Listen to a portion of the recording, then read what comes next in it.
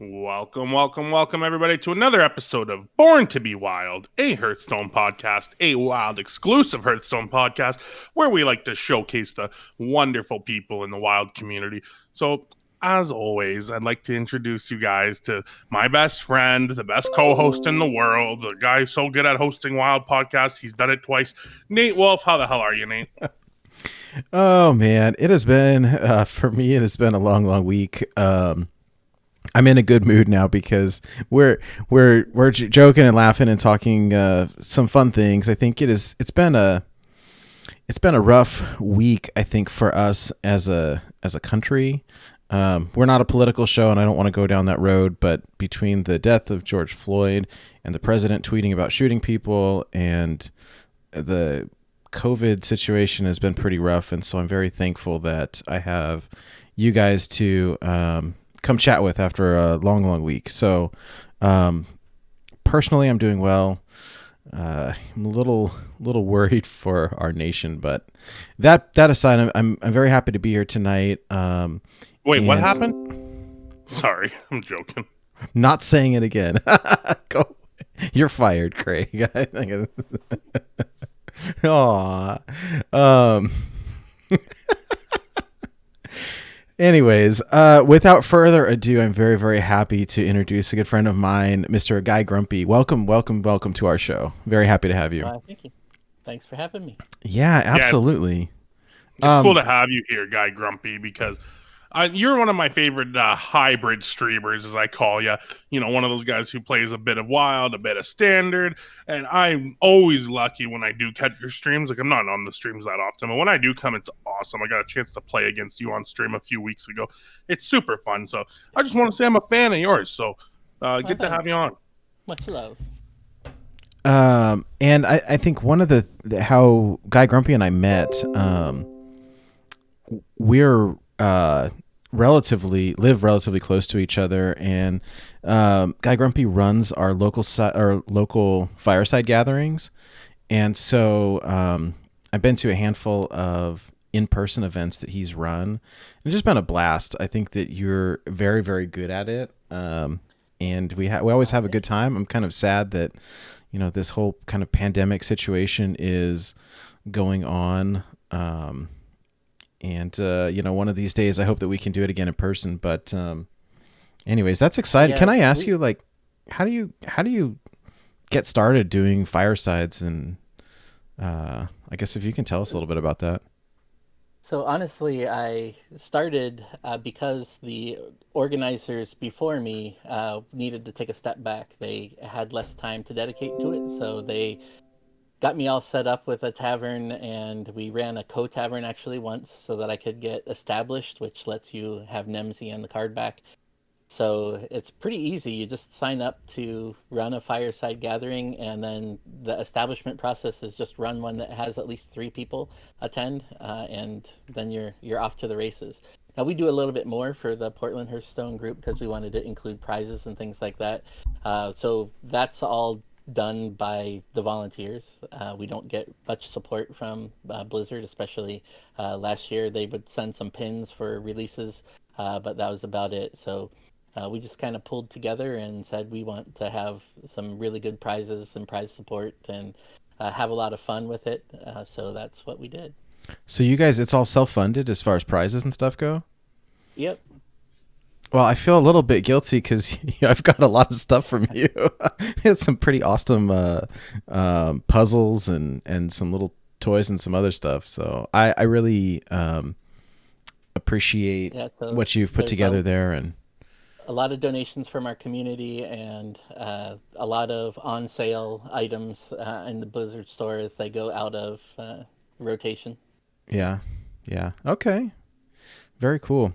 Okay, well, so quick question for you. A lot of times we will ask people, how did you come up with your Battlenet tag or your username? I have to say, you were one of the nicest guys that I've ever met. So when I hear like GuyGrumpy, like you were not grumpy, or I would, I cannot imagine it. So what is the story there?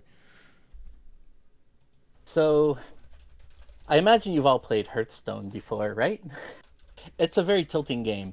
If you go on some lost streaks, you get hit with some pockets of RNG, then it can be a really bad feeling. And back in the early days, I didn't play nearly as much, but I would get really, really tilted, like even to the point that I was tossing my phone into the couch and walking away, like leaving the rope up and just roping my opponents. And my girlfriend at the time would call me out on it, basically say, "Hey, why are you so grumpy?" And grumpy is just like a silly word that always seemed to take me out of that tilt. So when I started getting the idea that I was going to stream, then I figured I needed something that would remind me to get untilted, and grumpy was the word that kind of triggered that for me. So the idea is that when I'm playing, if I start to get tilted, I can just say, "Come on, guy, grumpy," and then snap out of it and be like, "All right, it's just a game." That's funny. I like that. We I don't know. I used to get tilted super hard, and it's like this game is very much about mindset. So Very much. look at this. I got a cattail in front of my webcam. Yeah, I find that is a hard thing too. With her, like, for me, the thing that solved my issues is playing more games. Like, I've been playing a lot more Magic lately, some Super Mario Maker and Commander, which is another variant of Magic, and I find that that helps me a lot with the tilt. But like for someone like you, who's you were kind of doing this, like you're all in, like you're really invested in playing Hearthstone. Your audience wants you to play Hearthstone. You're a content creator, so you don't have as many options to like delve into other games to relieve the tilt. So I can only imagine how much harder it would be just knowing like, okay, I'm pissed, but I can't quit. I need to keep playing. If I don't feel like playing, I still need to play today. I can't. That would just destroy me on some days, you know. Actually, I have had some opportunities to play some other games. I just have chosen not to. I'm pretty big in our local Portland Broadcasters Association too, which is a whole swath of games. So a lot of times, even though I'm not playing the games, I'm in streams for like Apex or some role-playing games or Mario Maker, that kind of thing, because I Oh, have really? friends locally that are playing it more competitively, and so I can relax to that and get away from Hearthstone. Plus, I've found that mostly I do most of my playing now when I'm on stream, and so I don't have to play as much off stream, which makes it a little harder to get to Legends sometimes, but it also controls the tilt a bit. When you have your chat rooting you for you and cheering you on and pointing out your misplays, then you know, oh, I actually could have won that one, so I have no reason to be mad at anything except for myself. Nice. Easier said than done, but I feel you. Um, one thing that helped me recently, I don't know, for the past couple weeks or so, um, that's cute, Greg. For the past couple weeks or so, I've done a little bit of coaching, which has been an interesting experience for me. So I had some time over the last weekend hanging out with Dizzy Dwarf over in the UK, and we climbed. He's very, very close to hitting legend at this point, but we spent a good 3 to 4 hours just climbing, talking through, and it's so easy to say, hey, it's all mental. You just got to calm down. You have to think rationally. You have to, but when you're the one playing, like, it's so easy to get angry at your opponent. Like, oh my God, how did they just draw the nuts? Oh, that thing was randomly created from this other thing that was randomly created. And how could I plan around that? But if And you they've made can, that even more difficult lately with the like change to rogue being able to draft from any class, and same for the random cards being from any class now. It makes it really hard to play around things. that is the random factor is very big in Hearthstone. So I guess that is, something that is inherent in the game. But anyways, Oh, especially with Quest Mage being as powerful as it is, just love losing to those random effects in those games that you thought you couldn't lose. It's the best.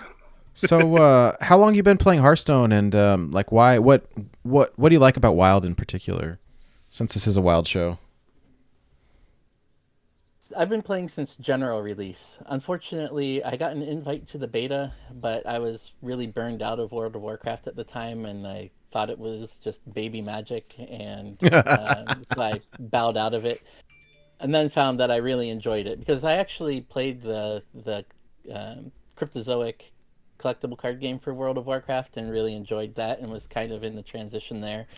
So it was even more dumbed down than that, and so I waited until general release. Did they reuse Hearthstone? Is that the game that is that Warcraft TCG or no? Yes. And like they reused some art, right? They did. Nice. I've seen a couple of those cards at my local game shop that they keep just for kind of more of a conversation starter than anything. And I remember, I think Chillwood and Yeti in particular is the one that I saw, if I'm not mistaken. And I thought that was pretty cool. I'm not sure for sure. Chillwood. Yeah, I don't remember that one, but there were some Jaina's, and Leroy Jenkins is the same artwork, and Malygos was actually the artwork from Calicos. Calicos, right? Yeah. On the collectible card game is where that art came from. So nice. If you, I don't know if you guys are interested or not, but the art books are super cool. They've got them on Amazon, and they're not that. I want to say they're about $20 each or something like that. Yeah. They announced a third one. Like I pre-ordered it. I don't think it's coming out until, I don't know, for months. But the third one is on its way. So, and they've got a bunch of that stuff. I was gonna say that's if we're all still here. And there's no guarantees. You gotta stay positive.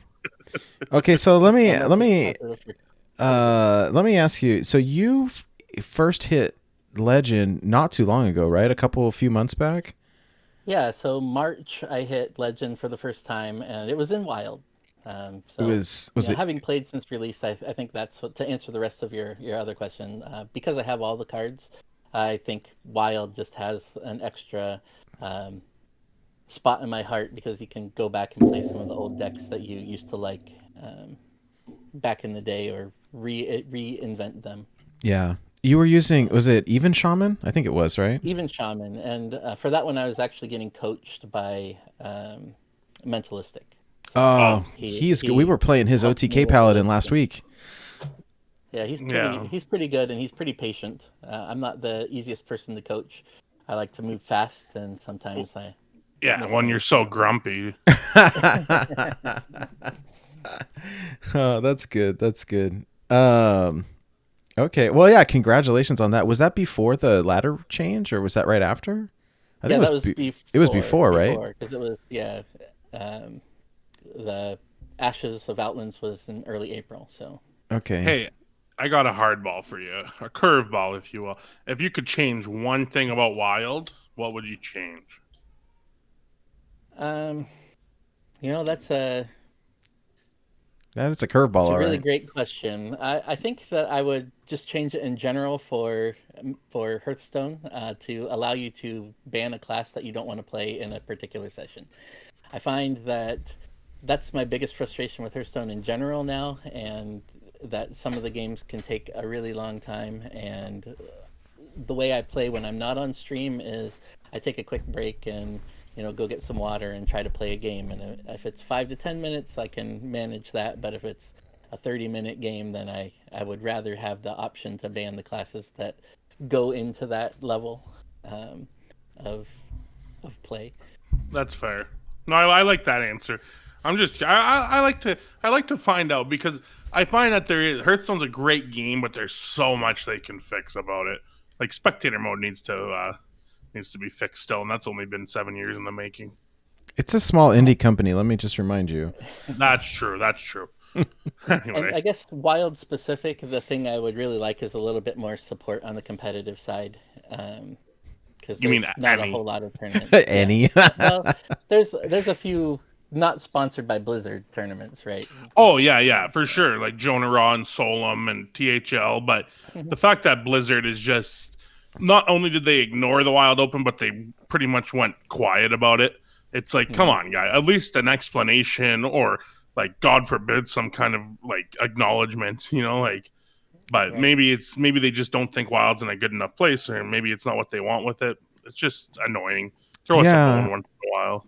I would have rather had them say, "Sorry guys, we're not doing it this year," but they just said nothing at all, and so I don't It is know. hard though. I tried to run wild tournaments here in Portland too, where we have a pretty big base of big name players like Nate Wolf and Roddy Zombie.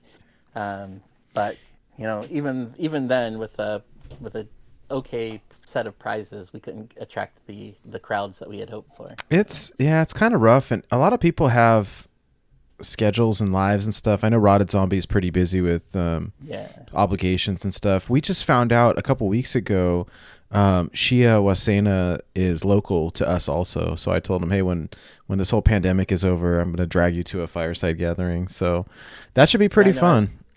I was part of that conversation on Twitter, I think. So. Oh, maybe we can get a live panel version of the 10 hottest men in Wild.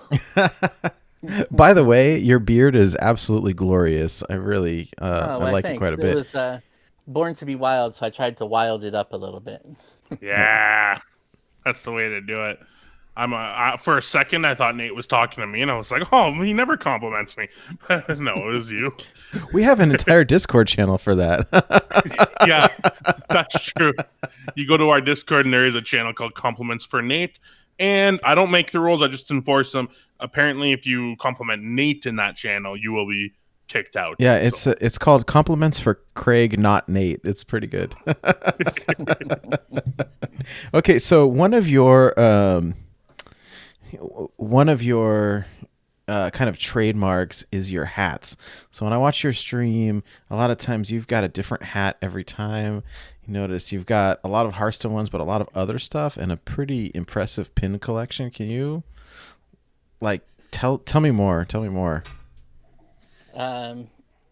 So I did a charity stream at the beginning of the year. We partnered, or I guess it was at the end of last year. We partnered with Soft Giving on the team that I was on at the time, F2K, Comnet, and they had an event where they said, hey, run a charity stream and get some team points. And when I did so, then one of the things that they recommended to get people engaged and into bidding was to do hat swaps. So since I had a few Hearthstone hats, then I thought, oh, I'll do that. And it was more popular than I thought it would be. So I took that idea when the channel points came out as, hey, let's increase this. So I brought some other ball caps, and I started bringing some of my weird hats that I had into the collection. And so now we've got a rotation. I call it a rotation, but we reuse a lot of them pretty frequently, of 71 hats. So we'll swap between those. You likely won't see the same hat 2 streams in a row. Dude, 71 hats? That's incredible. Yeah. Some of them get pretty ridiculous. I think that explains how he's in so many Discords. But 71 ridiculous hats. That's not bad. That's pretty good.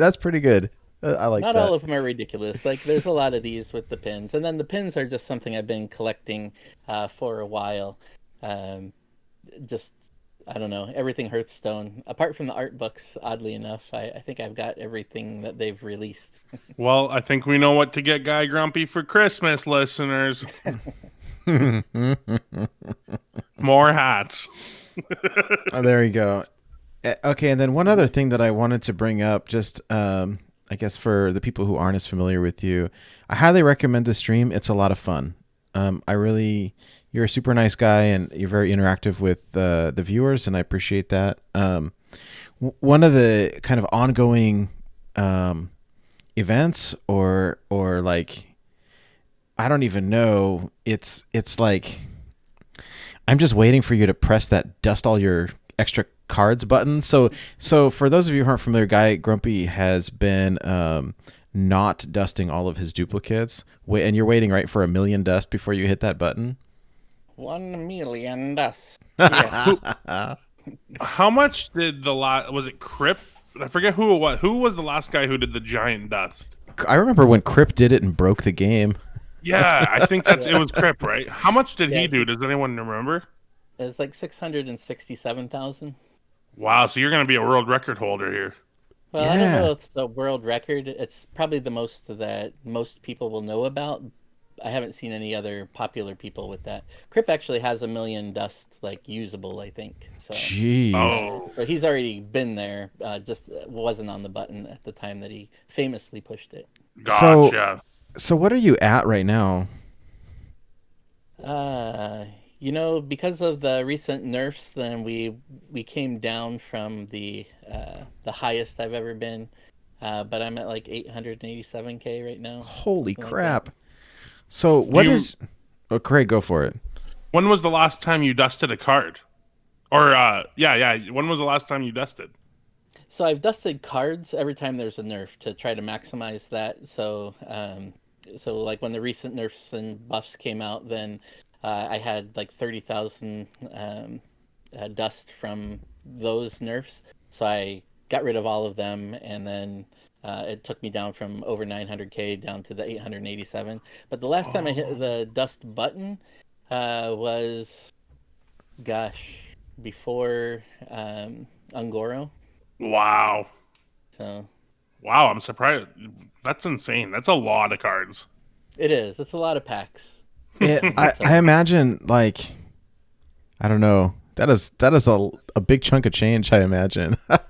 it I is. I I mean, have I find ways that I can try to offset that somewhat by like using Amazon coins, and yeah. every now and then you'll find a good deal on eBay for a Blizzard card where somebody wants to just convert that to cash and stuff like that. So That's a I do good my best idea. to limit the exposure to the wallet, but for Yeah, sure it's an expensive hobby for me. I do Google surveys to help pad my Hearthstone collection a little bit. It helps. I just started getting into crafting golden cards, and it is ridiculously expensive. Like, Yeah. I mean, I don't even know what to say. I don't know, at least like lately, every payday, I'll go in and buy 60 packs. Does your wife Hopefully, know? yeah. She does now. She don't listen. We've had that But conversation a few times. Like, hey, is there an error in the checkbook because I see that you bought the 60 pack twice, very, very closely together. Is that a like? No, I did that. I'm sorry. Oh uh, man, I'm that's so very, funny. I'm very close to a full golden secret mage deck. I'm close to a full golden Q block deck, but I guess we'll see. We'll see.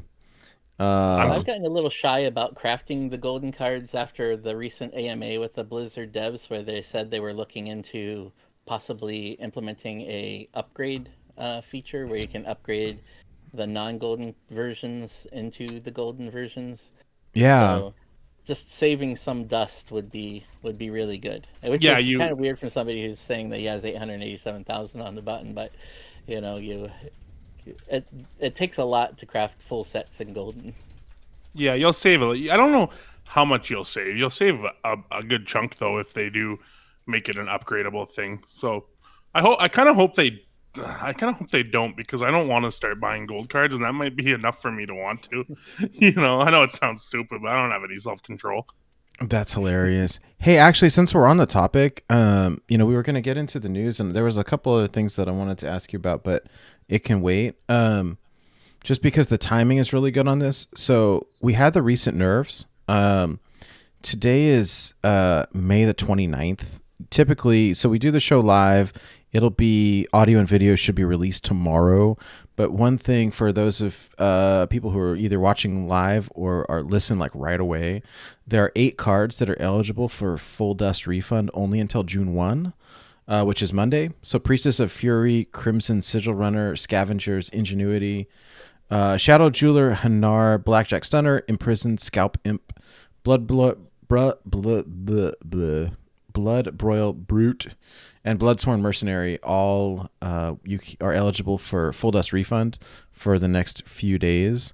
So if you're looking for extra dust, or you're looking to buy packs, Ashes of Outland packs would be good at the moment. So anyhow, Dust um, those packs. Dust those cards, folks. Yeah, can we just, you know what? We need a soundboard with "I'm Just a Dirty Duster," that we can cue that on demand. Yeah, that's a good idea. Get on it. I guess that would be me, wouldn't it? But before we get into like what I would say is some of the sad news of the week, I would like to say thank you to our awesome Patreon supporters, especially Shokunin and Pug Ugly. You guys are incredible, and Adam and Mezzy Crochet. Thank you so much for keeping the dream alive and making a little extra incentive to make content on those days where you just can't seem to figure it out. So I just want to say thank you to you four. Yeah, absolutely. Thank you guys very much. With your support, it enables to do fun things like commission artwork and print posters and do giveaways and make a website and stuff like that. And so it's very, very helpful, and we appreciate it quite a bit because it gets a little pricey. So, anyways, yeah. So in sad news, BlizzCon got canceled. Not that it was really a surprise to anybody, but I think that with the whole COVID thing going on, it's probably like it makes sense. I mean, were you guys surprised at all? No, Were you planning on going at all? I wasn't. What about you? Guy? I got to go last year, and so I was kind of torn on where my alliance would be this time, whether I wanted to go to TwitchCon or to BlizzCon, or I don't think I could do both again this year. So because of COVID, I was kind of figuring I wasn't going to be able to go, though, because we have a immunocompromised kid at home, so anything with crowds, we're going to be a little bit slower to integrate with the crowds. Well, I'll be shocked if we see convention in 2020, like of any sort. Oh yeah, no, I sincerely doubt it. You know, I mean, and better safe than sorry, right? It's not worth it. I mean, that's kind of they could still do something virtual. Actually, it's one of my second ventures now. Is I helped my girlfriend put on a virtual event, so I see how those work. I'm sure that Blizzard will do something where they have a special event to announce, where they are with Diablo 4 or more information on Overwatch 2. There's no reason that they can't do that. Although they did state that they may be looking at early 2021 instead of late in the year 2021 for next year's. So yeah, and I guess we'll see that. Didn't they explicitly say that they're not going to be doing a virtual BlizzCon this year, or that there's no plans as of yet? Like they're open to it, but there's no plans. Yeah, isn't that weird? It says online event early next year, so they're talking about 2021. But every year, like I've never gone to an in-person BlizzCon. It just hasn't worked out, and it's really expensive. But I've always done the virtual one. Like I can find $40, and I like the digital goodies. And I guess I guess my counterpoint to them doing it, like look at Battlegrounds for instance. When they showed Battlegrounds on that stream, the majority of people that weren't there thought it looked stupid. Like a lot of people said, like, this looks like nonsense. It looks random, blah, blah, blah. And it took all the people who were at BlizzCon playing it that I trusted to say, like, no, guys, this is awesome. This is the biggest thing to happen to Hearthstone in years. So maybe they're afraid that if they show something new at BlizzCon virtually, no one gets a chance to get their mitts on it. Then all the haters start trolling on Twitter. And then next thing you know, Blizzard has bad press. I could see that being a reason why, but I'm not exactly sure. Yeah. Well, I don't know. I get it. I mean, well, and I think it's very easy to, like you guys are saying, we could put on you could put on a virtual event, but without the crowds there. It's like, oh, who's in the audience that's going to clap for you? Who's going to be out there to like test the new games, and who's going to protest? Well, and if you have bands playing for nobody, right, that's kind of weird. And I don't know who's gonna boo when they ask if you have phones. Even though apparently China loved that announcement. At BlizzCon last year, it was actually pretty fun. So the demo that they had up for The mobile version. Yeah. Yeah, they just announce stuff in a weird way sometimes. They do. I think everyone was upset about the tournament mode. I don't know, man. I'm super excited for Diablo 4. It looks freaking amazing. So, and you'll get to play it by the time your kid has his own kid. Yeah, I mean, as long as I can play it before I die, then I'm good. So, I'm not in a rush. I've got so many games sitting between GOG and Steam. I've got so many games to play that I'm not in a rush. But Commander. So yeah, so this week on Born to Be Magic, we have spent the entire week playing Commander on Cockatrice. Yeah, I'm not gonna lie. This week I've played a little bit of Hearthstone. I cleared my quests for the most part, but I guess I'll just come out and say it. I'm bored right now. When it comes to Hearthstone, maybe I'm just a little oversaturated from playing so much when with all this COVID stuff. I haven't been at work in can tell you how long. Almost over 2 months now. I've been sitting over 2 years and no 2 months. But I've been at home for a long time now, and I guess I think I overdid it last year or last month. I think I might have oversaturated myself, or maybe it's just quest mage is a problem and like demon hunter is a little too much. I don't know, maybe it's that. It's hard to say, but all I know is that I've been enjoying my time in THL playing again in that mode, but I haven't been enjoying the ladder so much. I barely play. I hit rank 4 early in the month, and I've maybe touched rank 3 for a minute, and I haven't had that oomph to want to play Hearthstone, and I'm hoping it comes back. I would love this new adventure's coming in 2 weeks, and I know that'll get me. And yeah, I'm just hoping that it keeps getting me. And thank God for THL. Other words, I don't think I would be. I don't think I'd be playing very much at all right now. So I'm very happy that we have that resource. THL has been an absolute blast, I think, and I don't know. This is the second month in a row that I've hit Legend really early in the month too. And I have zero desire to have some kind of top Legend ladder finish. And so skill. Or skill for that matter. No, I just play quest mage. You don't even need skill. That's not true, by the way, but no. So I hit early, and then then I'm in dumpster legend, and have really no desire to grind. So I'll okay, I saw Chris Sierra from Blizzard hit legend again this month in standard with Reno Mage, and so I took his list, and I kind of been jamming that a little bit. But THL has been a blast. This week I played against Electric Sheep City, and we had a match that went to 5 games. And I'll tell you, when I saw the list that he was running, it was Mecha'thun Warlock, Mecha'thun Priest, Mecha'thun Rogue, and Galakron Warrior. And I swear to God, I thought that they were meme decks. I mean, I know that Mecha'thun Warlock is a total thing, and it's good, so I banned it. And the other ones, I totally underestimated. And that when you can combo off, holy crap, they are really, really strong. And especially when you can hem it on turn 5 or 6, there's just nothing I could do. Those decks are super fun. So I may be borrowing those lists. But anyways, THL has been a blast. And by the way, talking with Electric Sheep City, he said he did record them and will be posting that on YouTube soon. Yeah, he's such those matches, he's such a nice guy. He asked me first, "Hey, do you mind if I record these so I can put them on YouTube?" And I said, "Yeah, no problem. That's great." And it was a great match. It was incredible matches, and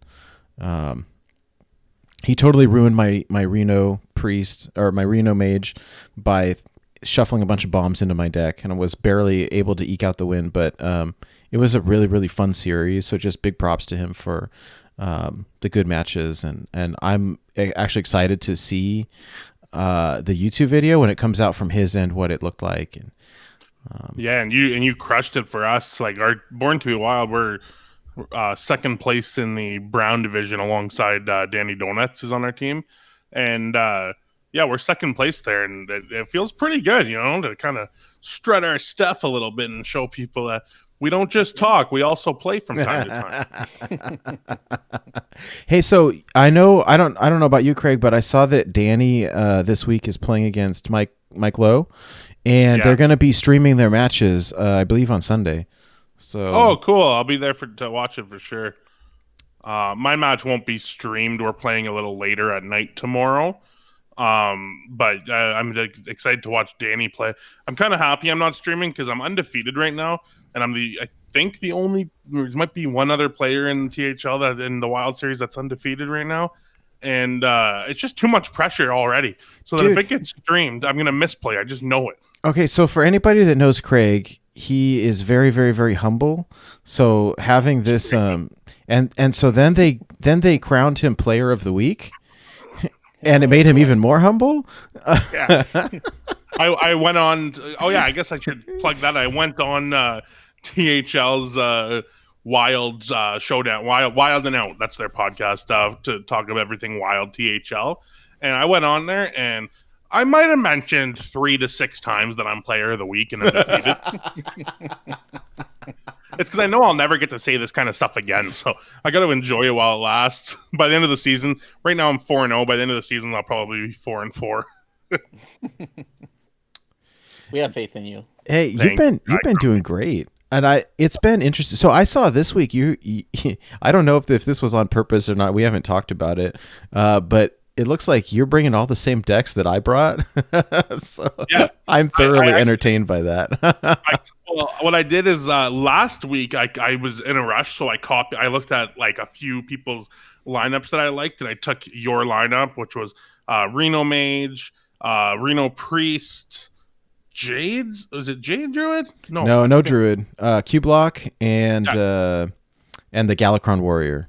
Yes, and I liked your lineup a lot. So then this week I was going to bring a whole new lineup. I was getting ready to do it, and I fell asleep. And and in THL, when you fall asleep, your decks roll over from last week. So I'm really hoping that he didn't target the lineup I played last week because could be rough. This week will be a rough one. I'm playing against Mechathune build. Like I think every deck he has is an OTK combo deck, so it will be difficult to win with the mage. I think so. I'm a little worried. I'll tell you that. So the mage that I've been playing is it's a Reno mage, but not the quest. It's like Death Rattle stuff with N'Zoth, and it is a absolute blast. Like I've got 1,000 wins with mage, so I'm not really trying to play it very much on ladder, but I would totally play it on ladder. It's so fun. Yeah, I played it last week in THL, and it did very well for me. So I'm excited to try it. I have to give it. It's Memnarch's list. So yeah, I heard he's good. Just a little. So he's been on the show, right? Yeah, he taught us. He taught us how to play. He is in THL actually, and unfortunately, and he hosts that podcast that I guested on.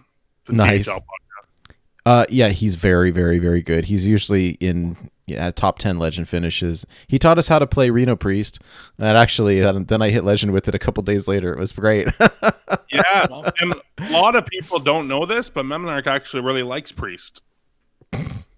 How many wins does he have with it? Like 10,000 or some obscene number. Yeah, it's a lot. He has almost as many wins as GuyGrumpy has dust in his collection. Or you know what I mean? Extra gold, extra packs in his collection. Anyway, so yeah, like this. Anyway, I just wanted to say that Wild's a little boring. Let me know if you guys agree with me or if I'm way off base here. Maybe I'm just a little jaded from being home all the time. I hope that's the case because I love this game and I just can't wait for it to be shooken up a little bit. I don't know about you guys. I caught myself, like you were talking about being home a lot. I mean, I've been working a lot, but I caught myself in this kind of like COVID depression funk for a couple of days where it was just like, just all the crap that's going on in the world right now is just not super happy. And I got out of it, but like, good grief. If you let me go on a tangent, I can tell you the quickest story about a little bit of an embarrassing story about me getting into the COVID dumps. Oh, please.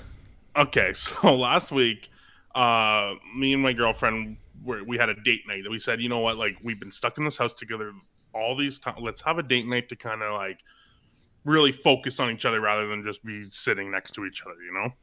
So I said perfect, and I kind of set expectations where I was excited for it, just because I haven't believed she's working, I'm not, so I'm really just sad and stuff. And so we're having date night, and we get into a fight in the morning, and then we're going to return. And the moral of the story though is that keep in mind everything goes wrong today. So we're donating a bunch of clothes that we cleaned out of the house, and turns out all the donation bids in my city are closed down because because of COVID. And then on the way to go to pick up some stuff for some furniture for our house, the road that we're taking is closed, so we have to take a different way. And then we get home, but we're like, it's okay. At least tonight when we get to hang out, we'll get to watch. We're gonna watch Joker together with Joaquin Phoenix. We're really excited about that. I even tweeted about how excited I am to see it. And then I'm ordering popcorn because we wanted the movie theater experience. So I'm ordering popcorn on Uber Eats, and I go to order it. There it is.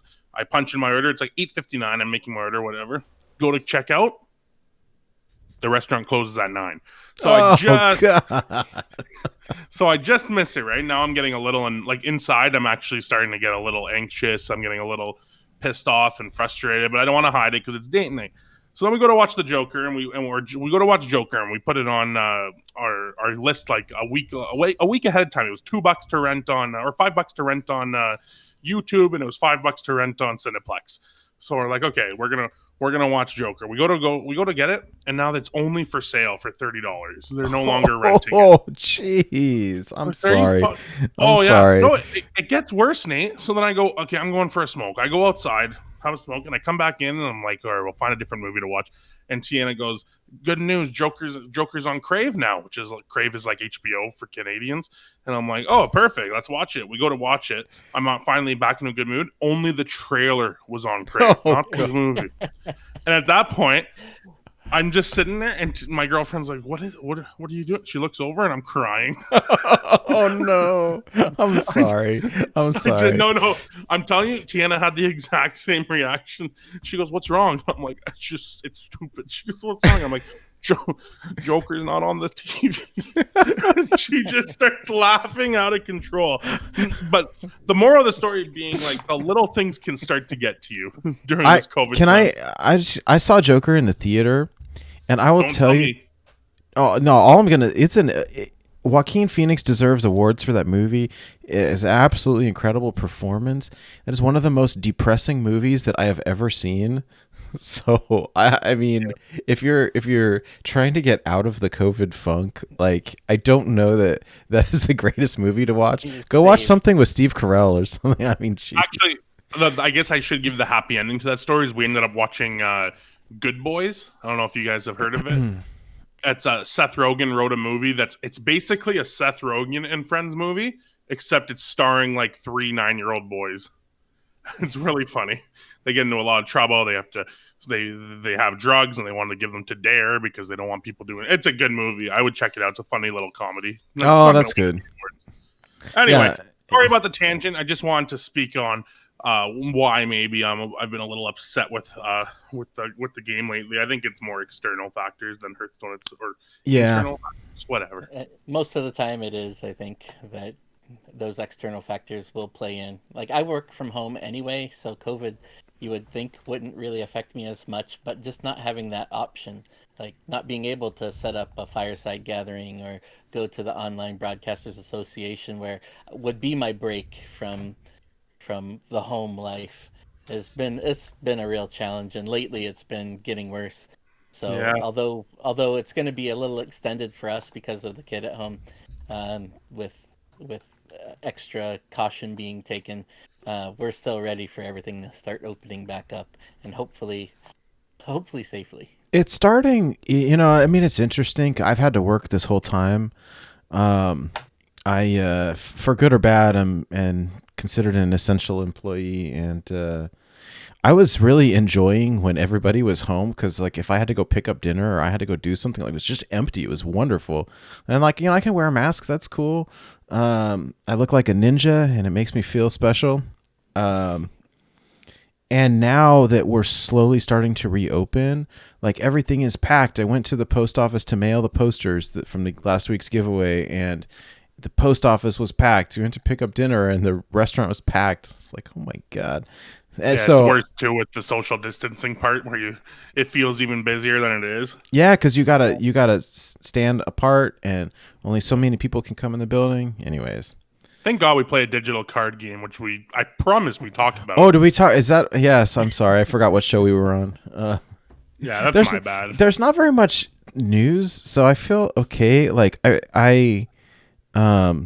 like my only interactions with humans have been work people and home people, and I'm just enjoying talking to you guys. So I don't even care what it's about. It's great.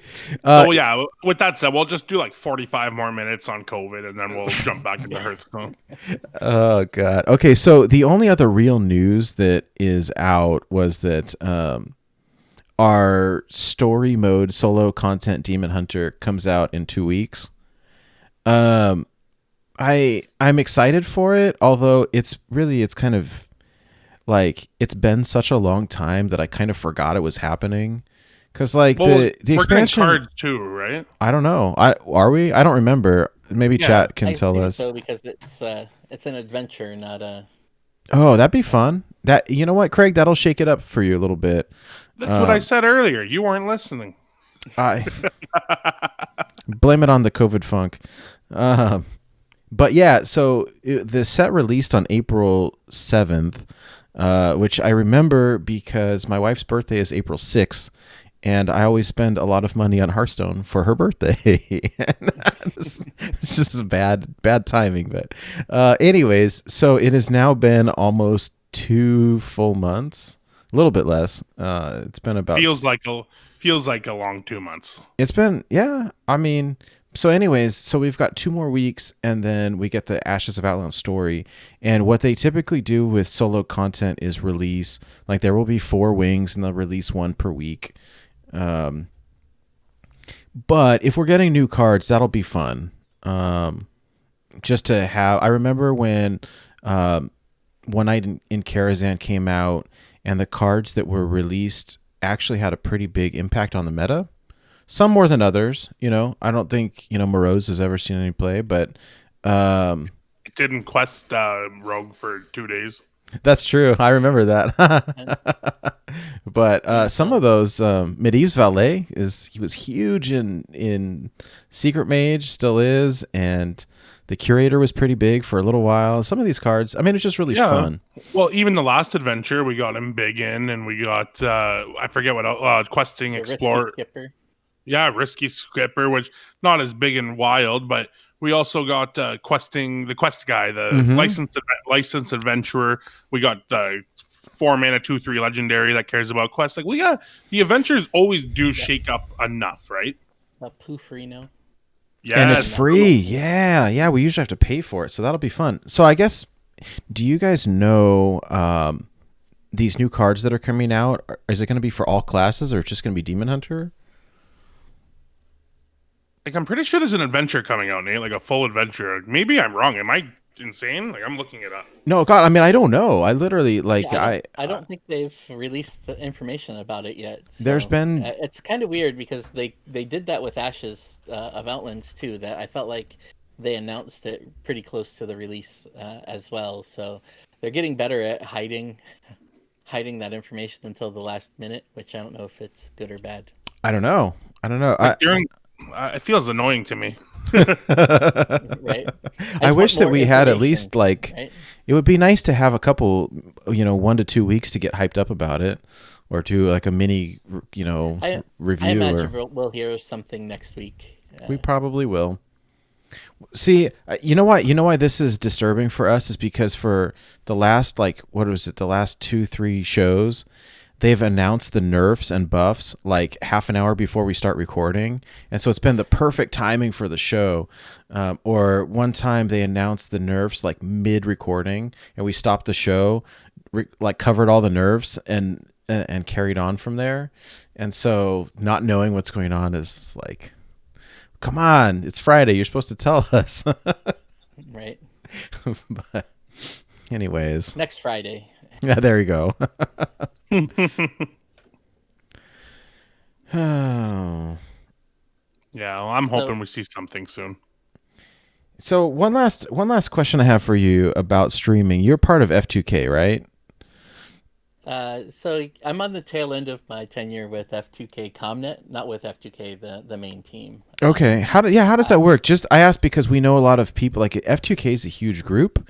Our buddy Slizzle is part of F2K. Our buddy Astral Flame, who's in the chat by the way, is part of F2K and a handful of other folks. But I don't. People keep telling me to stream and we stream this show, but that's about it. But at some point I'd like to. But I'm just curious. What's the scoop?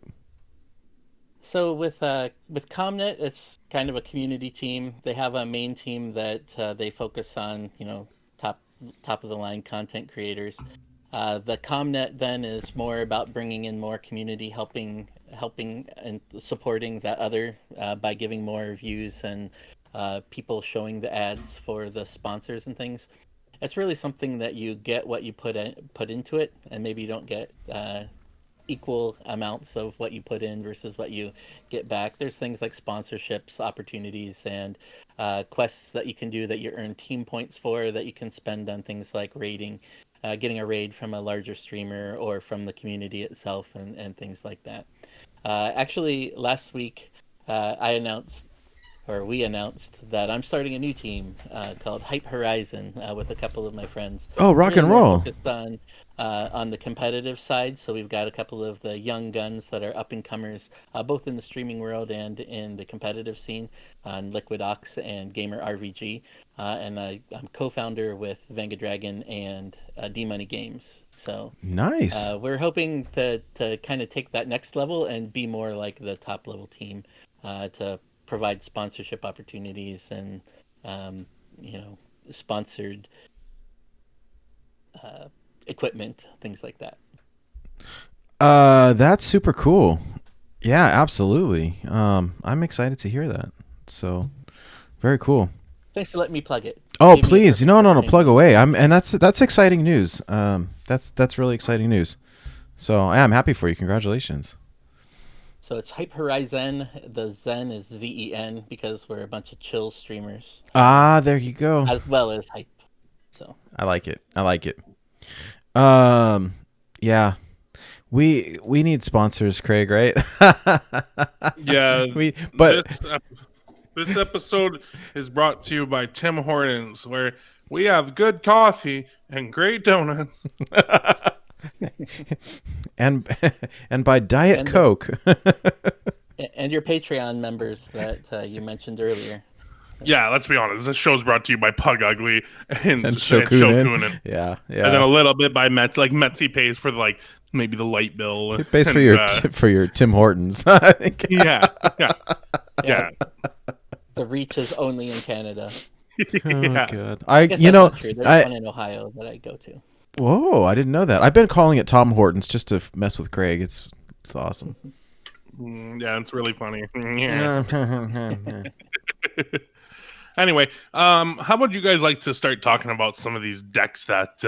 Oh yeah, can we? But wait, hold on. So what? I want to give a couple shout outs real quick because, so something that we have started doing relatively recently with the show has been shouting out first time Wild Legend players, and have been getting some good feedback. And I think what we see, like, was it last week or the week before, we had almost none, but it's almost the end of the month. I've got 7 this week.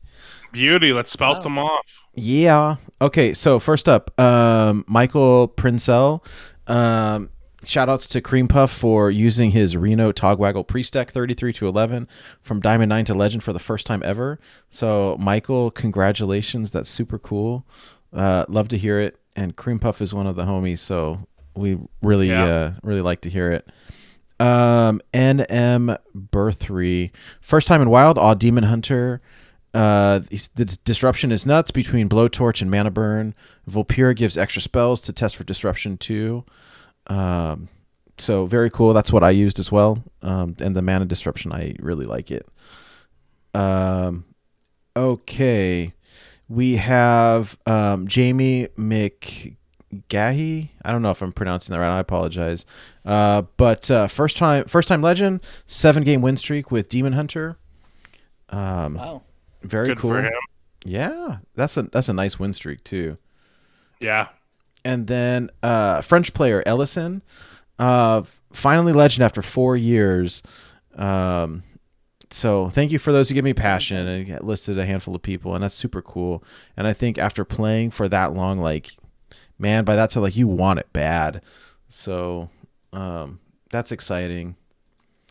Let's see. 2 of clubs got legend for the first time. Want to thank Slizzle. YouTube videos was playing Reno Priest and Pirate Warrior. After rank 3, went on a win streak with Reno Quest Mage, which is super cool.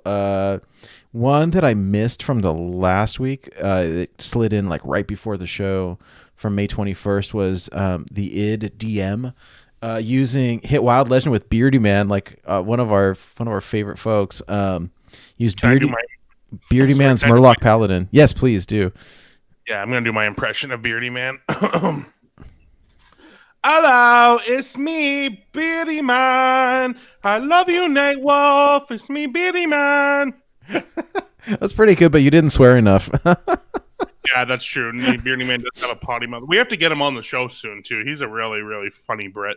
He is hilarious, and he's got incredible stories. Do you know that he delivered his son? Where? Like in the back of a car, I think, or it was some crazy thing. Like they couldn't make it to the hospital in time. Wait, who did he deliver it to? But that's human trafficking, Nate. Oh God! Oh my God! That's pretty good. I would love to have him back on the show. Beardy Man, if you're listening, please. I know he's been working this whole time that COVID hit. He posted some picture of himself in his full-on ET spacesuit, and I think he had this giant beard and he had to trim it. I feel so sad for him. Beardy Man, phone home. And then our final one is also a good friend of the show, hanging out in our Discord and stuff since the Into the Wild days, is Swucka Chest. I'm probably totally mispronouncing that. Is it Swucka? Swucka Chest? I'm not sure, Nate. I'm not good at pronouncing stuff. I'm Canadian, you see. The worst part is he uses Jerry Seinfeld as his avatar, and so every time I see it, like, my brain goes, I can't pronounce this name, it's Jerry. And anyways, first time Wild Legend, first time Double Legend.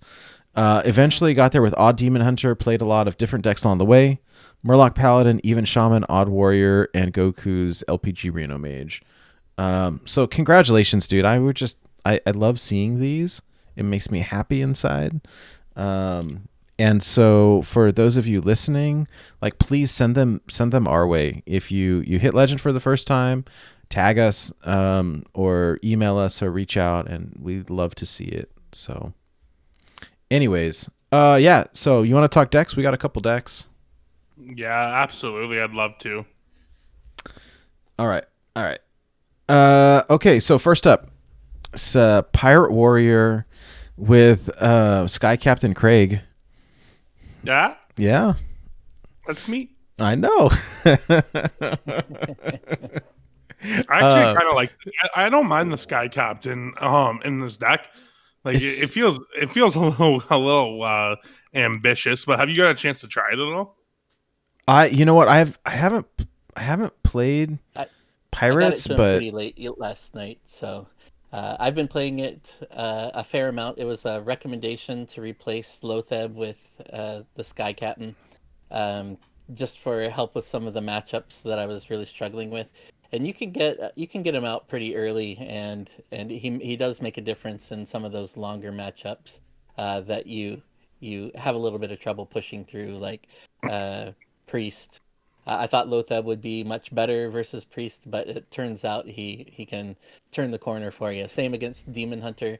The Odd Demon Hunter has a decent time keeping tabs on your pirates, so you often will get to turn 7 and still have to play him as a 7 mana, but he's that extra damage that you need to finish off and win that race. Well, and so it's one of the few really cards that still has charge, right?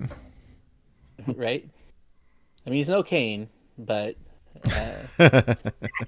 He's one of the only like old school legendaries that I don't think I own. Like I think I'll have to give him a craft, but I think it might be about time. I've always liked him, like whenever I've gotten him randomly, I've always been excited. So I think I'll give him a craft and try this deck out. When I first saw it, like I was confused because I always get Sky Captain Crag confused with the there's a newer The 2/3. pirate legend that if you played a quest, it gives you the parrot with Rush, and I always confuse the two because the artwork looks similar. Well, and they both have the same guy. Craig. Oh, do they? What's that one called? True. Honey, you're asking the wrong guy. He's a Sky something. Chat, guy. help! Sky Barge, Craig. It's something like that. I played a lot of it in Reno Quest Mage. I know. Sky General, right? Sky General, Craig. There you go. Yes, and I can't even say Crag. It's always Craig. So yeah, I say the same thing whenever I'm playing Magic. Windscarred Crag is like one of my favorite lands. So I don't know. Definitely is reminiscent there. So the other thing, it's a very fast deck. Obviously, the thing that stuck out to me when I first started playing it is there's 2 caches for drawing your 1 weapon. So there's sometimes some dead cards, but the Ankar is so important in any matchup that you really want to make sure you have one of those or Ankar in your opening hand or opening few draws. I've got conflicting reports on this one from like pretty good players that say, like, some of them say that Ankar is a keep, and then some of them say that Ankar is a toss. And like for me, I have a hard time wanting to toss it, but they justified it saying that if you don't have a few ways to buff your weapon, then you don't want to keep Ankar in your hand. And I'm like, oh, I don't know. Yeah, I've found, and granted, I've used it just to climb from 4 to 1. I'm currently at Diamond 1 and 3 stars, so I haven't pushed over quite yet. But I found that I really want it in my hand because I'm not playing a lot early anyway. That because you have the barge and the ship's cannon, that you usually do better to drop your pirates on like turn 4. So if you can have the weapon up on turn 3 and then turn 4 follow it up with a 3 mana or 2 or 3 mana barge or cannon and a 1 mana pirate, then you're dropping a lot of direct damage, like for sure. Yeah, all right up front. So yeah, I find that it's been a keep. I can see why you would throw it back because you do have 2 ways of pulling it, and otherwise those 2 cards are completely wasted. But I've had some pretty good fortunes there. Yeah, I will say that if you are, I don't want to single anyone out, but if you're like a Zeddy, for instance, someone who gets really frustrated with games, or maybe a Craig of Canada on a bad day, this deck might not be for you because there is a lot of low rolls with this deck between the dead tutors, like the cashier course, the Corsair Cache can be a dead card. Patches is almost a dead card. You got even like the what are they called? The parachuters, like they can be pretty bad if you draw them at the wrong time. So I will say, get ready to tilt here and there because you will tilt here and there with this deck. That being said, you can win on turn 4, turn 5 sometimes, and that's also super cool. I won last night on stream a couple of times on turn 3, so that's awesome. I mean, I think it's a good deck, especially for people who have limited time. Where, with Pirate Warrior, you're gonna win or you're gonna lose within about 5 minutes, one way or the other. Like you don't have, it's not a Reno Priest versus Reno Priest matchup that's going to take half an hour. So I don't know. I mean, it's pretty cool. Ship's Cannon is one of my favorite cards. So having Ship's Cannon and Sky Barge in the same deck, when you can be dropping out little Sharkfin fans or Parachute Brigands, you play a deckhand and Patches pops out. Like you can do some pretty crazy stuff. But Yeah, it's like that turn 3 was I coined out ship's cannon on turn 1, played the second one on turn 2, played the sky barge on 3, and they were all active when I had 2 paratroopers Oh, and then gross. another one. So it just was like full board, all pirates hitting face. It was it felt kind of bad for the opponent, or at least I would if they weren't priests. Right. I thought Priest is your favorite deck to queue into on ladder. Oh no, not at all. I'm very much an aggro player, so I'm sorry that I the get trolled a sarcasm lot by didn't chat. No, it was. I just have to make sure. tilt at the sound of hearing priest. Yeah, you have to make sure that they cannot take this out of context. Exactly. Oh my god, I was saying the other day I dipped my toes in standard a little bit here and there, and what is it, Galakron priest? It's just full on fun police. Like it's not fun. It's got a bunch of bad cards in it, and it still wins. And like I thought, random effects from mage were annoying. Like random cards from priest are super annoying. I'm just gonna stop, but like it was. I just like, so I do play a lot of standard too, and it's kind of a meme status now when it's priest against priest that people will auto concede. So I heard the casters complaining about it the other day, that like, oh no, we have to cast a priest versus priest match. We'll see you guys in 2 hours. And right.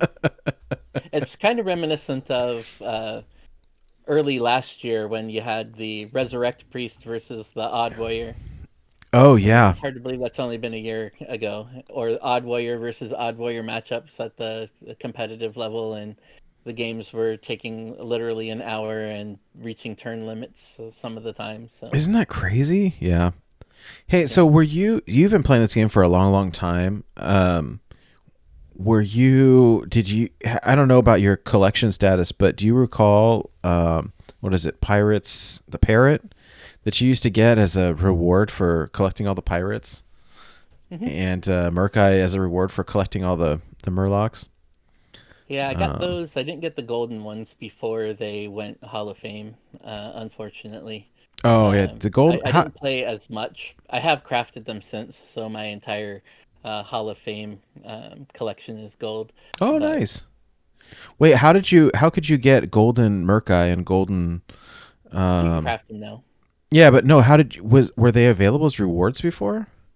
Yeah, so if you collected all of the, first you had to get to level 60 on all of your characters to unlock all of the pirates, and then you had to buy into the classic set enough to have all the pirates from that. So once you had all the pirates unlocked from the basic and classic set, then that would unlock the golden version of the parrot and Murkai. Huh. Okay. And yeah, I would say crafting golden cards is new to me, so I not quite there yet. But Murkai is one of my favorite cards too. I love that card. Yeah. So he's fun in Battlegrounds too. Do you play a lot of that?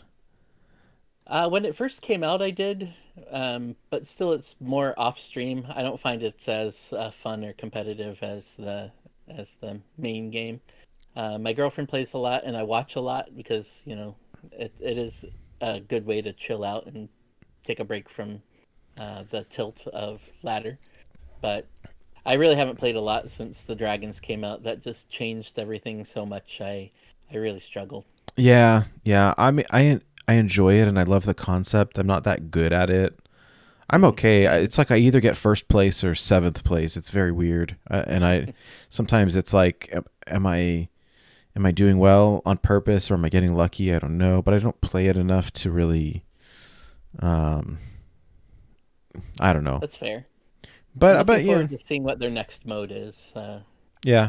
Next time around, August. Yeah, actually, that's maybe it's a good segue. Do you have any guesses, if you will, for what you think this new play mode will be? I mean, the only thing that I've heard revealed is they said, "Hey, don't dust your wild cards because you can use them in this new game mode." Not that right. Means much of anything, but I don't know. Do you have any predictions? I don't have any informed predictions, but I'm No, kind of but thinking, wild uh, speculation. yeah, wild speculation. And I'm thinking something more along the lines of a Minion Masters, which I don't know if you've played. It's kind of a card game too, where you play the cards and then they slowly traipse up across the map to uh, like a tower defense almost Oh, mode. So interesting. No, I've never played it before, but we kept thinking it's going to be some kind of different format of Hearthstone. Is it a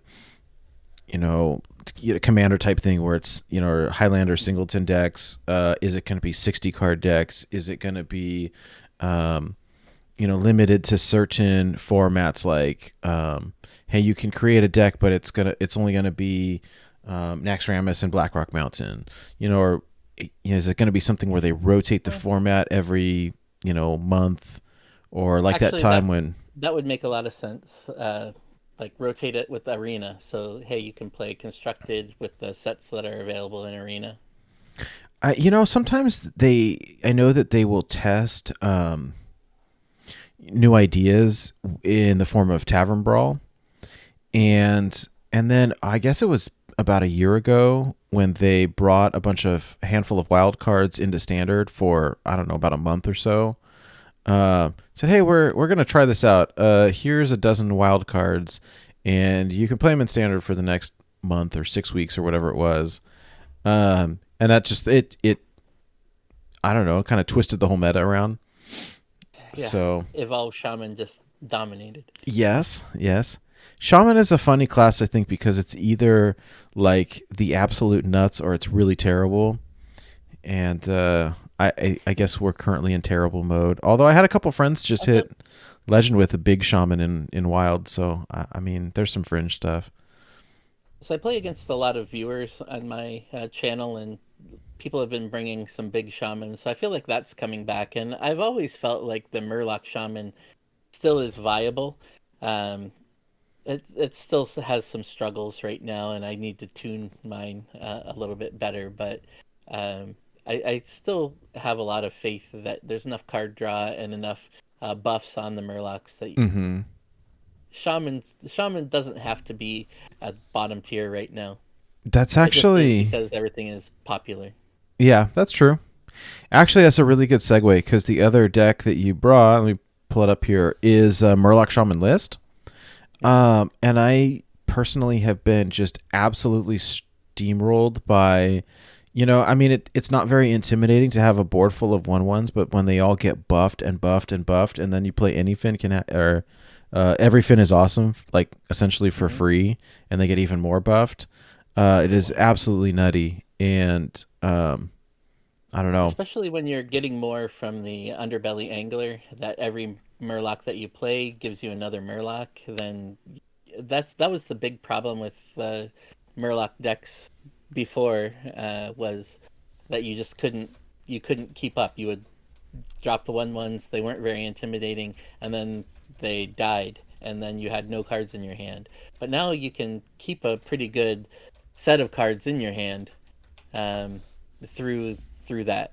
So, and also because you're shaman, you have some options for the Plague of Murlocs to help you with the really bad matchups like Warlock, which can throw out a whole bunch of large creatures or minions for little mana investment. Oh So man, I will tell turning their you. Void Lords on turn 5 into random Murlocs is very helpful. Yeah, I was gonna say, like, Warlock is my favorite class, and I play a lot of Cube, and nothing makes me more upset than I play a Cube or I play a Mal'Ganis or something awesome, and then it turns into a random Murloc. You're muted, bud. There you go. Have you ever got lethaled by a old merc guy off of a plague of murlocs? Because that feels terrible. That does feel bad. Although, because you play the Plague of Murlocs, then you have a chance to react to it at least. At least it's more like it's something more reactive. Imagine Granted, if there's not a lot of you options. oh, see, I mean, I've gotten plagued like the other way. You know what I mean? Like they played Plague of Murlocs, and then they got the old I see Murkai, what you mean. Yeah, and yeah. then they swung for the win. Good for you. You did it. Yeah. No, actually, I got 3 once. Wow. Wow. That's intense. So, That's like battle. Did they turn into a golden triple? right? They should have turned them into a 4-8 with +1 or +2 for every Murloc. That would be nice, right? Yeah, that I would don't. be nice. Looking at this list, and granted, we do the show live now, and is primarily, I look at it as YouTube content, but this is really a podcast down at heart. So, a lot of times we forget to go over the list. So I can do that, but I was going to say, looking at this list, I don't know what half these cards do. We'll have to walk through it maybe. So this list, it's got 2 Murloc Tidecallers, 2 Mermies, Sir Finley Murgleton, 2 Sludge Slurpers, 2 Fishflingers, 1 copy of Ghost Light Angler, 2 copies of Soul of the Murloc, 2 Underbelly Anglers. That card is just absolutely bonkers. 2 Cold Light Oracles, 2 Cold Light Seers, 2 Murloc War Leaders, 1 copy of Plague of Murlocs, 2 Primal Fin Lookouts, 1 copy of Felfin Navigator, 2 Murloc Tasty Fins, the legendary Scargill, 2 copies of Corrupted Seer, and 1 copy of Every Fin is awesome. So I'm happy. I'm just happy to report that I think I know what every card in this deck does. So that's good. What? Okay. Let's have a test. What in the heck is it's a new card, right? What does Felfin Navigator do? I have no idea. 4 mana, 4/4. Give your Murlocs +1/+1. Wow, That's exactly right. What does Murloc Tasty Fin do? Does that have the death rattle? Does it draw Murloc or something? Tasty Fin draw 2 Murlocs. 2. Wow. I'll be honest though. The only reason I knew about Fulfin Navigator is because of Battlegrounds. I'll be straight up. And then Corrupted Seer does damage to all non-Murlocs. Is that right? Yes. Yeah, yes. 2 damage. I think some of these I know just because of Battlegrounds. And Does then Angler is Echo? No, anytime. Light Angler. Underbelly Angler. Oh, I think it's so. Echo. Funny story on that one. I was playing. So one of the things on my stream in the middle of the year last year was I was really focused on playing a lot of Murlocs. So I even got a nickname of Old Man Murloc. Right? Oh, you're pretty good at that. So I was playing wild games with my Murloc Shaman, and I was down to a pretty intense game, and I was like, oh, I just need my Angler and I'll win. Thinking the Underbelly Angler, because I needed to boost the Murloc Tiny Fin Tidecaller. Yeah. No, the one that rushes that I'm drawing a blank on all of a sudden. Old Murkai. Murkai, right. Oh, dude, Murkai's not in this list. I just needed to throw a few more Murlocs out to boost him to win. And so I said, hey, universe, just give me an Angler. And they gave me a Ghost Light Angler instead. No, the wrong Angler. Oh, that's sad. The wrong Angler. And it was too expensive, I guess, with the Echo trigger. Yeah. Yeah, I need to bring up what Nate just mentioned, where it seems like 2 of the more powerful Murlocs in Hearthstone's existence are not in this deck, between Old Murkai specifically, and then also Finja is also not in the deck. I know that he's a little slower nowadays, but I'm surprised no Old Murkai. Thoughts? So I had Murkai in initially, and he's actually what I took out for the Plague of Murlocs. And actually I had a couple others in instead of the Corrupted Seers, but I found that there were so many pirates and faster decks that I needed something at that point to make a little bit of a difference for me. So oddly, Murkai did the best for me in the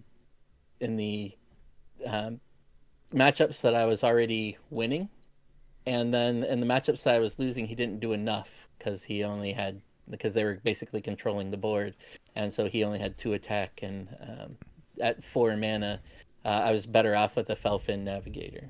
Okay, that's fair. To boost things up. I do want to find a way to get him back in, and I've been experimenting, maybe only running 1 Sludge Slurper or taking out the Ghost Light Angler. But you like Flinger? I do, just because I find my biggest struggle with Shaman or with Murloc Shaman is running out of cards. So the Fishflinger gives me more cards. It also can mess with some of the mages that you'll run into. Wait, sorry, what does it do? I'm not familiar with it. The Fishflinger is a 2-mana 3/2 that when you play it, the battle cry is add a random Murloc to each player's hand. Oh, okay. You get one, they get one. It can mess up their hand if they're, the quest warlocks or mages that are more reactive. Even priest when they have too many cards in hand. I don't know. Yeah, when I play mostly Q block, and I very typically am floating like 8-9 cards in hand. Yeah. And I definitely have to. Oh, sorry. Go ahead, Nate. No. That's all. I mean, I was gonna say, yeah. If you jam a crappy random Murloc in somebody's hand, now they've got 10 and they're gonna burn a card. Yeah. So I have found that they seem to have better luck. The opponents always get something like a navigator or a Scargill or something really strong. The prime. Yeah, Murgle McGurgle. He's another one that I should probably put in here. I don't know why I wasn't thinking him. Yeah, that one seems like he's a paladin. That's why. It's a paladin. Yeah. Hey, Craig, we should do a Murloc song where all the lyrics are just in McGurgles. Yeah, I talked about doing that. I think I mentioned that to you in private with doing like a Migos song, like one of those rappers who. Oh my god! Oh my god! You give me a beat and I go Merle. They don't say nothing. But I have to imagine that it's probably wrong not to be playing Murkai. Like maybe it's not. You're the one who's been playing the deck, but like it does just feel like such a game stealer in some situations that it feels like it would be right to play. But it is kind of tight though. Like I'm curious. Yeah, I was curious also, like if you would want a second Every Fin is Awesome or not, or is that overkill? So the problem with both of those cards is it seems to be a win more card. Yeah. At least the way that I've been playing them, or both of them seem to be win more cards. That if you already have a big board, that's when they're the best, and then you're already, winning fast. So one Every Fin is Awesome is usually what I've found I need to push through a couple of taunts and keep a few Murlocs for a second turn around. But having two oftentimes feels like you're holding 2 7 mana spells in your hand and having no Murlocs on the board. So that feels bad to me. I'm curious how the deck would look if you cut. Like, this is just what I'm thinking looking at it, is if you cut a Seer, right, to put in a second Plague of Murlocs. Maybe you cut both Seers. You put in a second Plague of Murlocs and an old Murkai, because those cards combo very well together. Like, if your opponent has a big board or they're like a big Void Caller board with a bunch of 1/3s, and you play Plague of Murlocs to get rid of those taunts and then drop an old Murkai, your old Murkai gets buffed for their Murlocs, right? So that could be pretty powerful, but maybe it's too cute. I don't know. You should try it in THL next week and tell us how it goes. I would say you'd want to be careful of getting rid of the Seers too, because there is a lot of aggro still, especially with Demon Hunter, and that extra couple of health can really be good. If I was going to drop something at this point, I'd be looking at the Ghostlight Angler or one of the Corrupted Seers to add Murkai. Does the Scargill feel good? Like, when I would play it always felt like an awkward card. So the Scargill fits a nice place where it's a big enough minion that you can kind of combo around it for the next turn, kind of like in the Pirate Warrior decks where you kind of save the ship's cannon with a couple of smaller things.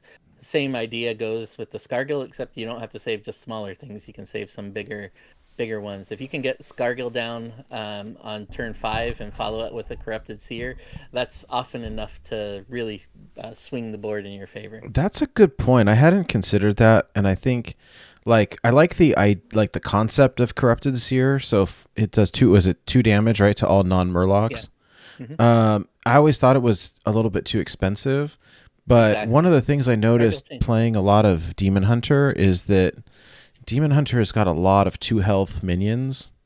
Mm-hmm. And so, I mean, if you're seeing a lot of it on ladder, it could be a full board clear. Oh, and pirates too, right? And pirates, yeah. The challenge is against Demon Hunter getting to turn 6 and still like having enough health left to make it worth it.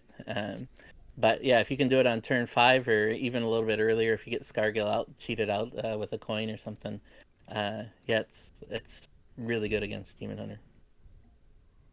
Yeah, I like the deck. Like, it's nice that Sludge Slooper got unnerfed so that he can actually be a good Murloc in this deck. He's another one I'm kind of iffy on, but since he's a 1-mana 2/1 and you do have a few other options at 1, it's just he's not one that you really want to keep in your opening hand though, because it can slow it down. It feels fine to me because I look at Sludge Slurper as like in a vacuum. I would probably call it the best card in your deck. Like, not, and maybe not in a Murloc theme deck, but like just in a vacuum, you put these cards like in a collection. And I'm gonna point at like it's probably the most powerful card. That, or well, Sir Finley's incredible as well. But I guess when you have all the synergies, Sludge Slurper doesn't really do quite as much for you. Right. In fact, it breaks some synergy because you can get the lackeys killed with the seers. So. Yeah.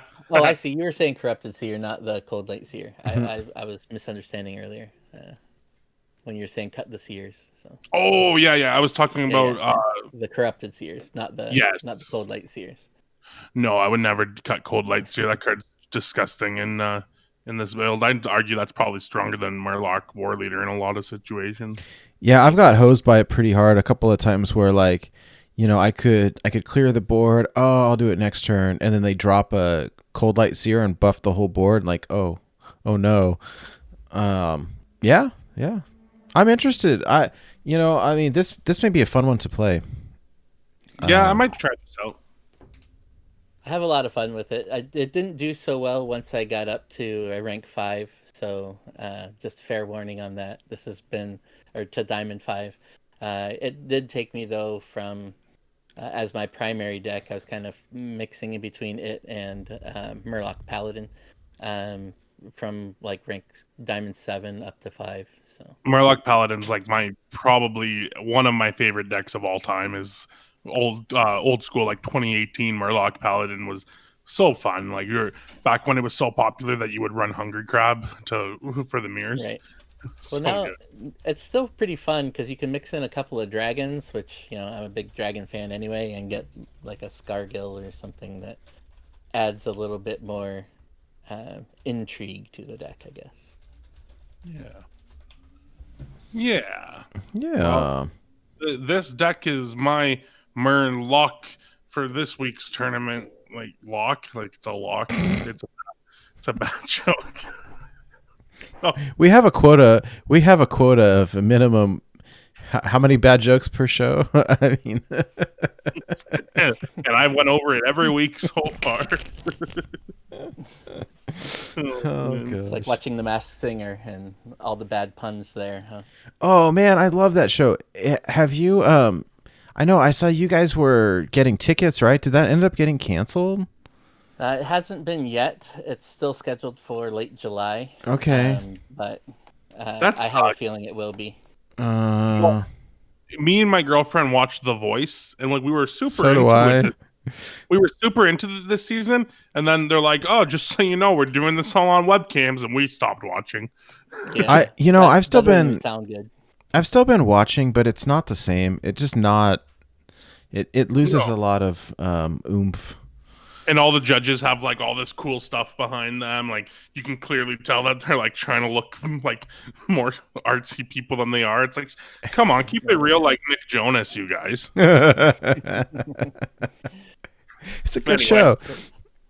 I like the same for Saturday Night Live when they tried to do it. It was pretty bad. Oh yeah. Just seeing all the things that you try to get rid of in your own streams, they're making the same mistakes. You see the ring lights in the people's eyes, like really prominently, and sound quality not checked, and things like Yeah, that. So. my favorite is when they have like the big stack. Like some news anchors will have like a big stack of books next to them, and they're not on a bookshelf or anything. Like they're clearly just sitting there. It's like you do not keep books there when you're not recording. You know, like, stop it. Get me some books. Put them on a stack so that I can look like I'm smart. Yeah, like I don't. It's so ridiculous. Anyway, like COVID affects everyone differently. That's true. I do like to find the really ridiculous stuff and nitpick at it. Because why not? Hey, there you go. Hey, so Guy Grumpy, on your stream, you have a way for listeners to redeem to redeem points in order to get a custom-made poem. And I hear that there may be you may have a surprise for us. I do. I was thinking I would use it as an intro, so this is really meant more as an intro to Our me. hearts. But are you ready for it? Yes. Oh yes, Right. I cannot wait. All right. Greetings to everyone. Hello, hello, hello. I am Guy Grumpy, your guest for this show. If you do not know me, I imagine that you would be impressed with my collection of hats. I also have Murlocs that sit on a shelf, and I like to write poems to amuse myself. I often play viewers who come to my stream. If you want, bring a deck code. I can build anything. Some others may know me as the guy with the dust, so come in and mock me if you feel like you must. I play every game mode, but I may be in denial. Because like Craig and Nate, I was born to be wild. Yeah. I love it. Good. That was great. That was amazing. I love it. I love it. Hopefully you don't mind that I co-opted your logo for that. No, that was awesome. Like for the podcast listeners, you should have seen the special effects on this. Oh, insane. Yeah, that's wow. That's the benefit of coming to check us out on YouTube. And if you do come to check us out on YouTube, like and smash that subscribe button. I've been recording aside from like digital card games, I love playing these old like classic point and click adventure games. I've been recording playthroughs of them on just posting them on personal YouTube. And my son likes to record YouTube, and a lot of times like I'll be recording an old game and he'll walk by and he'll jump in. He goes, "Oh yeah, I'm Gavin. You can follow me on YouTube at, you know, whatever, and smash that like button and hit that bell, ring that bell." And it's so funny. It's so funny. I love it. Yeah. Just pressing the like button isn't enough anymore. You need to obliterate it. I'm serious, or Mr. Beast will delete your Minecraft account. He will. Anyway, so I think that for the most part, we've wrapped this up like delicious burritos served at some place that's a little fancier than Taco Bell, but not much fancier than Taco Bell. Maybe like a Chipotle. Yes, a Chipotle. I've heard of those places. It's kind of like Tom Hortons. No, it's not. It's nothing like it. Isn't it like the Subway of burritos? Yeah, pretty much, but it's like good Subway of burritos. Yeah. Oh, so it's like the Quiznos. Jersey Mike's. Yeah, there you go. I mean, it's I like it, but well, perfect. Yeah, but you like me, Nate. You don't have much good taste when it comes to liking stuff. Get it? Hey. Little joke at myself there. Speaking of, I was feeling good when he said that I was one of his favorite people, but with that kind of endorsement, then maybe I shouldn't feel. My so taste proud is of suspect, but by the way, thank you to all our like Canadian homies for getting us on top 100 of like Canadian podcasts. No, that we're not that big. What we are very specific. We are the 96th most downloaded gaming podcast in Canada. So like it includes podcasts that are in America, but out of every gaming podcast in the world, we're the 96th most downloaded one in Canada. So that's pretty awesome. Yeah, that's better than just Hearthstone even, you know. Hey, you know what? Shout out to Slizzle and Astral Flame and Zeddy and Hydralisk. Me. you know, 95% of those downloads are from Craig of Canada. I download. Yeah, there's so many Canadians that we have, which is probably just a coincidence, but it works out good for us because we charted, baby. Hey, Congrats. it's not a bad email to get. So, Well, yeah, and back in the day when we did Into the Wild, I don't think we ever charted, which is odd because we definitely had more listeners doing Into the Wild, but we never charted, so that's interesting. I don't know. Maybe it was spam. It wasn't spam. Maybe we just got baited. We didn't get baited. Don't even throw that out there. I made sure. Maybe on Into the Wild, then they had watch parties, so one person would download it and watch with like 500 people. That's probably what it was. I like that idea. Anyway, so I think we should probably start wrapping up and doing our plugs. So, Guy Grumpy, the man of the hour, our special guest, our god, our hero, our savior. I'd like to start with you and let you give us where our listeners can find you and get to know you and all your hats and your cats and your collection and all that. Well, thanks. Yeah, so I'm GuyGrumpy. That's pretty easy to spell, so there's no surprises in there. I can be found on Twitch at twitch.tv/GuyGrumpy and Twitter at GuyGrumpy. Nice. And sorry, you go, Nate. I heard that breath. Oh yeah, no, I was just gonna say I've got it up on the screen for anybody who's looking, but it looks like you got a website too, and if you want to give shout out to your up and coming team as well, this would be another good opportunity to plug away. Is Hype Horizon. That's Horizon with Zen at the end, Zen instead of spelled correctly. Partly because Horizon with an O was taken, but also because we have pretty chill people that are very mindful and conscientious. I like it. Yeah, if you ever take off, you're gonna have to call it Horizon. You know, you gotta really emphasize it. I love it. Guy Grumpy's stream in a couple months is just gonna be him talking like this. You know, thank you, everyone. A little ASMR. Anyway, so sorry for anyone out there who just turned off the podcast because that was gross. Anyway, you can follow me somewhere. Rod Johnson's yelling at you somewhere. Yeah, we just became the 112th most listened to gaming podcast in Canada. Yeah, you can follow me at Craig of Canada. That's CRAIG of Canada. If you can't spell Canada, you can't follow me. But more importantly, Nate's going to give you his social media, but no one gives a crap about that. He's also going to tell you where to find Born to be Wild and all of our different platforms. So, Nate Wolf, why don't you start with yours and then you the shows? All right. So you can the best place to track me down is on Twitter. It's at Nate Wolf TCG, NATEWOLFE TCG. As for the show, more importantly, you can find us on Twitter at Born to be Wild HS.